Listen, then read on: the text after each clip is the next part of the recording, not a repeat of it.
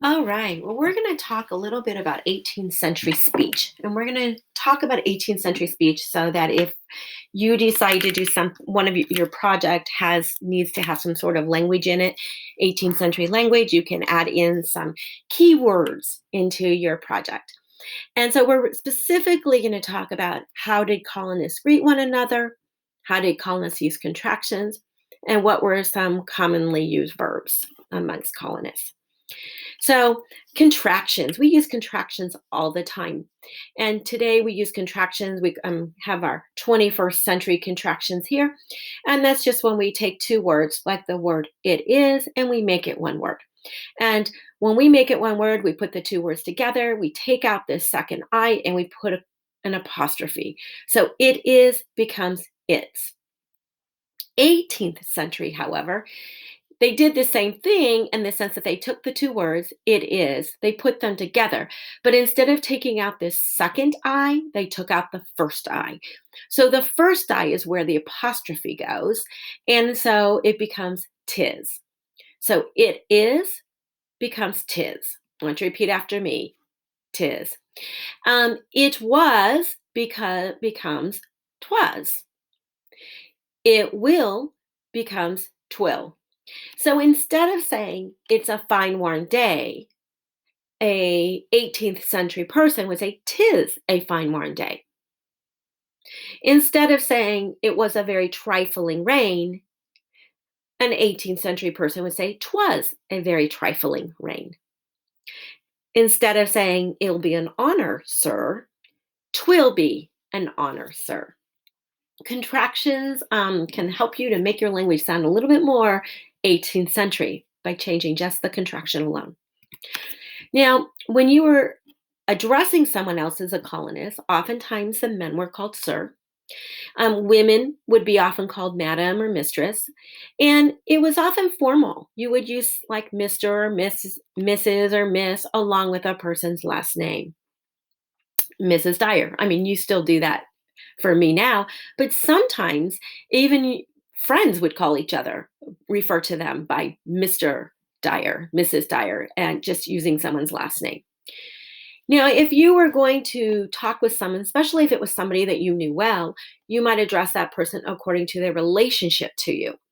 For example, to be sure, husband, you know these matters better than I. Now, that would be a wife talking, right? Someone may say, I am, actually, you would probably say, tis glad to see you, cousin, right? Tis nice of you, friend, to stop by my shop.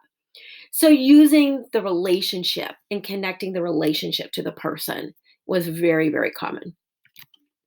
Now, when you were greeting somebody, you know how we do it. We think, oh, hi, how's it going? Right? We're fairly informal. Well, they would also ask, how do you do? That would be a part of a greeting. It would also be asking about a person's family or expressing pleasure at seeing the other person. So it could be, for example, how do you do, Mr. Harrison? I'm glad to see you. How do you do? How goes all at home? Or, 'tis nice to see you, Mr. Harrison, and how is your family? So again, it's often expressing either delight in seeing somebody, asking them how they're doing, or also asking about their family. Very common to asking about someone's family.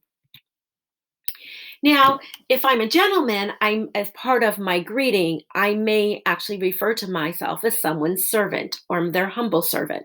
So, sir, I am your most obedient servant. I'm heartily glad to see you. So I might do that.